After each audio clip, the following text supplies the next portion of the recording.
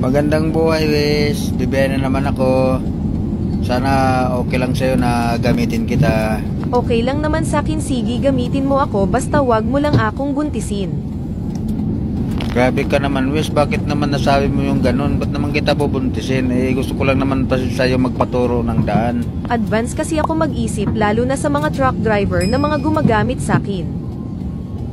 Grabe ka naman, Wes, sa aming mga truck driver.